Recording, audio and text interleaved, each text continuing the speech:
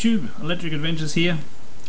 Just a little bit of changing the order of my monthly channel update for February 2015, because it's only 2 days ago Leonard Nimoy passed away, and I'm not a Trekkie, so to speak. I am a lover of science fiction, and Star Trek formed a large part of, a large part of science fiction that I enjoy. And another one of the original Star Trek cast has gone, and one of the well-known ones who's gone across all of the areas of Star Trek, even into the new movies as well. A great method actor, and a great human being as well. So it made, as I'm sure others, it made me sad, that a chapter out of my childhood, and and just generally a really good figure and person in science fiction has passed on. It's always sad when this happens, and yeah, he will be missed. And I'm not sure whether or not he'd already recorded something for the third Star Trek movie or not. We'll see anything more. We don't really know other things that he has recorded, and those sad types of sadness and things will probably come up again when those movies and appearances come out. And it's just, I just wanted to pay my respects, and to say that Star Trek was an inspiration and a strong part of my love of science fiction in general, and part of my upbringing. And basically, I used to watch Star Trek on a Saturday afternoon. It was one of those things that was on the weekends, though more than likely by the time I was old enough to appreciate it, would have been played quite a few times. That's why it would have been on Saturday afternoon, so it would have been when it was in syndication. And I'm not even, as I said, I'm not a Trekkie. I'm not even 100% sure whether I've seen every episode of the original series. I seriously doubt I haven't. It's the same with all the other series of Star Trek. I really do like them, but I've never really had time in my life to watch all of them all the way through. I'm actually currently working my way through Enterprise, because that was one of the series that I had watched the least number of episodes, and that is, in a way, modelled after the original crew, or because they're crewing the Enterprise, so the original version of Enterprise. So I've been enjoying those. I mean, out of all the series, I suppose it would have been Next Generation that I've probably watched the most actual episodes. I think there'd only be like 1 or 2 I haven't seen of that. Voyager will probably be next, closely followed by Deep Space Nine, with Enterprise being the least. And I'm sure I've seen pretty much all of the original series, but I'm sure there are episodes that I haven't seen. So anyway, on to other things. Let's get into other pickups. I didn't buy any games for any of the modern systems like the Vita or the PS3. I didn't buy any new systems or anything like that in the modern gear. February's not a good time of the year for me money wise. Kids go back to school and everything like that. But we did go to one of our tip shops looking for some old pieces of furniture, because my wife over Christmas managed to find a nice little table at one of the tip shops. She got it for like I think $10 or $15, and she sanded it back and stained it, and it's actually been really good. So she wanted to go back and have a look, and my daughters went with me, and occasionally they have some computer stuff there, and I found these. So first we have, and these were like $1 or $2. So I got Warcraft 3, Reign of Chaos. Now I have, sorry, I'm not used to the camera position. I have played this several times during my life, but I think in all cases they were copied versions, and this is a full version. As you can see, it's reasonably complete. It's got an infold, and not that I've made that clear, but I actually I was a PC gamer for quite a period of time, and this game is an important part of that PC gaming history. Now, I'm not sure whether I'll play it again. I might actually. I mean, it's not a hard game to play and finish, because it's not that big, but it was good fun. Now inside we actually have a Blizzard product catalogue. We have the Reign of Chaos CD. We have a thumping big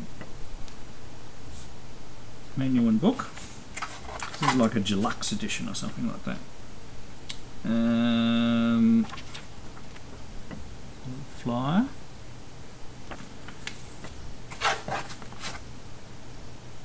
And we have a character tree.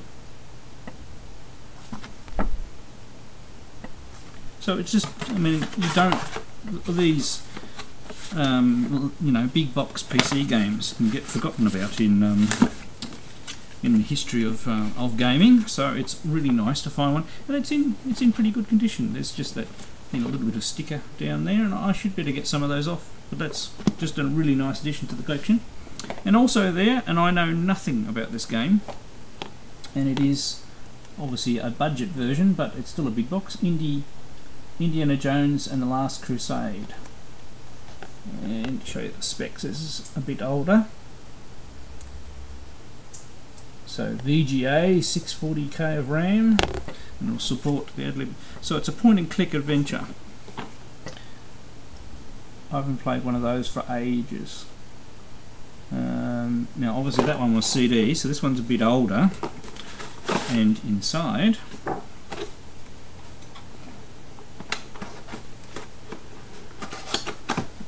sorry, I'm a bit clumsy today. I was doing an installation early today and I managed to drill my finger. And we have 3.5-inch floppy disks, so I haven't tried them yet. A lot easier to get going than a 5.25-inch game. But at the end of the day, I mean, I may have to, in this new configuration I've got here, I haven't actually plugged in my retro gaming PC yet and figured out where I'm going to sit it, because I'm trying to have this all in one area and I don't want it too full of cables and things. So it's just really nice getting those couple of titles. So that's it for the games, but I have actually picked up quite a few other items, and they're all electronics, and they're for various projects. So the first one that comes to hand are these, and these are and I got extras because once again, how many did I get? I got there's about half a dozen of them there. And these are the switches that you need if you want to completely replace the switch in a ColecoVision. I have two ColecoVisions here, so what I'm going to do is completely replace the power switch in my second one, do another AV mod to that one. I've got a spare AV mod kit for that, and I actually also have two 5-volt RAM kits as well. So if I still like that ColecoVision doesn't output anything, so if it's not just the RF modulator's dead and I need to go further, I'll replace all the RAM as well. So I'll do a completely refurbished ColecoVision, because obviously ColecoVisions are very important, and keeping them alive is also very important. Also, my PS2 FAT units are getting a little old. Plus we have a holiday home, and I sort of left my PS2 FAT with its hard drive down there, because that's when I get to play it, is when I go down there and I sit and I play some games. And I thought, well, I'd still like to be able to have a unit here and be able to play some games without having to put in the original disc and everything like that all the time. Now PS2 Slims are actually really hard to mod, especially the later model ones, of which is the better model because they're more reliable. So what I decided to do was try one of these mod chips. So here it is here. This is going to be really hard to... I have no idea, but I'll try and put up. I can see the focus thing trying there. So it's a Mars Pro GM 816 HD, and you can get them for $4, including postage. $4 US, including postage, from China. Just go on AliExpress. And from the same place, I got a 128 megabyte memory card. I believe, I'm not sure, 100% sure if you can use all of this, but you can, at the very least, you can use half of it, as long as it's a real one. Sometimes they can be fake one. It's like some of the many things. So that's another little project. Obviously, haven't started it yet, which I'll explain why in a minute, because I can only really have one electronics project going at once. But in my new configuration that I now have a electronics bench with a slider where I can have a project and slide it away and come back to it. But I can still, still at the end of the day, I'm only having one project. And I've got the whole thing's on wheels, so it can be moved out of the way. And it's got a power board on the back of it, and I've got a power supply and everything like that. I will give a tour of the new room setup soon, but it's not finished yet. This part of the room is an absolute mess. So anyway, I suppose the next project I've been working on, I got a complete capacitor kit for my Turbo Duo that I got recently. I actually really like the Turbo Duo and want to start collecting for it. And people, warned me that they, have leaking capacitors. So I opened it up and have a look, and of course there was capacitor fluid all over the circuit board. So I have started replacing the capacitors, but they're surface-mounted capacitors, and it's extremely easy to rip the little pads. And I've actually already ripped 2.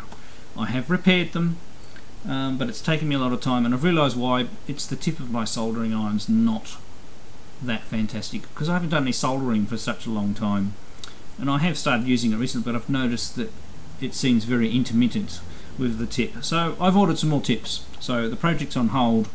You'll, at some stage during that blurb, you'll see a picture pop up of the current state of my Turbo Duo motherboard. But it works, and I can get sound out of the ear jack now, and the sound's nice and loud and goes up and down when I move the volume switch. And I can tell you that wasn't working, because I didn't actually try that before. And I did notice, because you see, I got the Turbo Duo, I got excited, started playing it, turned it on one day, left it going because I got distracted and got away, and didn't actually turn it off. It got hot, and then afterwards the sound was all crackly. So yeah, it definitely needed to be done. But there are so many capacitors on that damn thing, and they're so small, and it takes such time. So it's going to take me a little while to replace all of those. Now, continuing on parts, I also got some 512 EEPROMs, a whole lot of surface-mounted resistors and capacitors, because the latest revision of the circuit board to produce cartridges for the original Spectre Video requires surface-mounted components, and it's taken me a while to get all those. So I now actually have all of the ones to assemble the current board, although the guys that redesigned that board for me have already posted another board that they've done, which will actually use the 512 EEPROMs that I've got here. So I may need to get more parts, but I'm still going to have a go and assemble one of the ones that I have, because I have some of those circuit boards here. So anyway, so lots of electronic playing about rather than things, because I need to get my electronics up to speed, because I don't want to just gradually these machines stop working one after another and me not being able to do about it. And not every single one of my machines down here works. There are some that don't work, so I need to learn how to fix them properly. Alright, so the next part of the video, if I haven't waffled on long enough for that first part, I'm going to answer the community question going around at the moment by Dave Infected Flinch, and it's called "You Can't Take It With You." That's the main title, and there are 4 questions. Please feel free to answer them yourself. The idea is supposed to tag somebody at the end, but this tag has been doing the rounds for the last couple of weeks, and yeah, just consider yourself tagged if you want to do it, but I'm not going to specifically know anybody. So, number 1, do you struggle buying games? If so, why? Now, it depends what you're referring to specifically here. Modern games, most definitely. I've got 4 kids, busy household, and everything like that. I can't afford to buy new games. The last new game that I bought was Super Smash Bros. For the Wii U, and that was a Christmas present to the family in general. We also got Batman, Lego Batman 3 at the same time.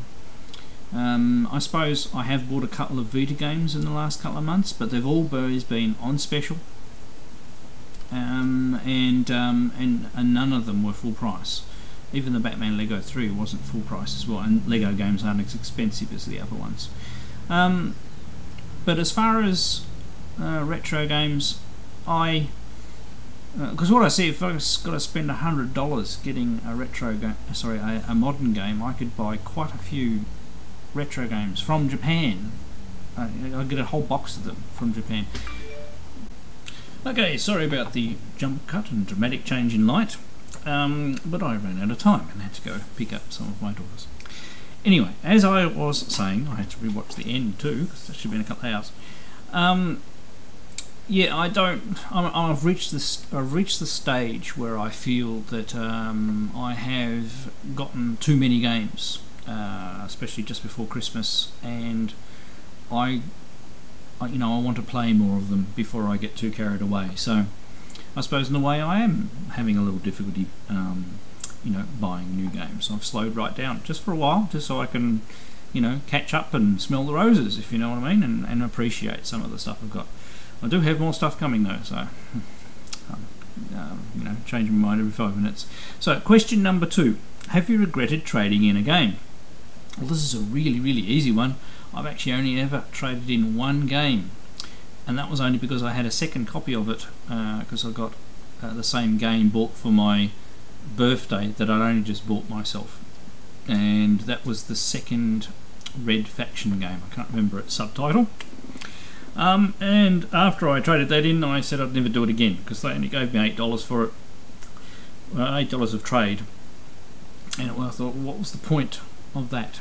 I could have chucked it on eBay and got more for that. So I don't trade games, simple as that. So no regrets. If you could play a game again, not knowing nothing of it, what would it be? I would like to go right back and to be able to play Elite, pretty much any version, doesn't matter which version for which computer, but to play it without having played it before and treat it as a new experience. That would be fantastic. I reckon I would really enjoy that. And finally, if I had to be buried with one console, what would it be? Suffice to say, I wouldn't really like to take a perfectly good working console and be buried with it, but I suppose at the end of the day it would probably be a computer, not a console, and it would be my Spectre Video 738, which you can sort of, there we go, there it is right there. It's got some stuff on it, so I'm not going to get it out and hold it up, because that's at the end of the day, that's the computer that I wrote most of my games on. So that makes it a very personal machine. Alright, so they're the 4 questions. Have a go at those if you're interested, and go and check out Dave's original video. I'll put a link down below. And quite a few other people have done responses already, so you'll find a few around the traps, and it's a good question. Alright, now a quick homebrew update. I'm actually working on a new project at the moment for a new system, and I'm not going to tell you any more than that, just that I'm actually quite enjoying learning a new piece of hardware and working out this particular system. It's actually quite good fun, and I will give you some more updates when I can, which hopefully won't be too far off. So coming up, more A to Z of my MSX collection. That's been very popular. We're coming up to a couple of tricky letters. I have actually had to cheat with one. In other words, I didn't actually have a game, but I found a game for not very expensive.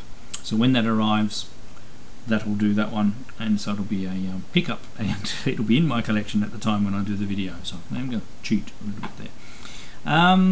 But then we start getting into some interesting letters after that. I've already filmed a couple of episodes of that, just waiting for the game to fill in the missing letter. The Let's Make a Retro Game series, I am still behind on editing that, sorry. but I am trying to, you know, it's a teaching series, so I do need to try and be as clear as possible. I've actually done all of the support material. It's really just the editing and trying out some some things to try and, you know, make things clear, but I'll have that done. So I'm going to be doing some more community responses. There's another couple of questions going around that I wouldn't mind doing, and also Novabugs every second Friday. He's doing his Friday foursome. They're always good. And more pickups. Yes, I did say I do have some more stuff along the way. There's a box of Homebrew games, which shouldn't be too far off. Had to send them slow freight. I said Australian exchange rate is just terrible at the moment, so it's really hurting me as far as that's concerned. And once I get my PC Engine Duo going, there'll be some pickups for that one. And I know there's a couple older things here and there that I'm keeping my eye out for. So I hope you all had a great month of February, and I look forward to see what March brings us all. I'm Electric Adventures. Thanks to all my subscribers. Thanks for watching, and I'll catch you next time. Box, serial number S179-276SP, service rank, Lieutenant Commander, position, First Officer, Science Officer, current assignment, USS Enterprise, commendations, Vulcanian Scientific Legion of Honor, awards of valor, twice decorated by Starfleet Command.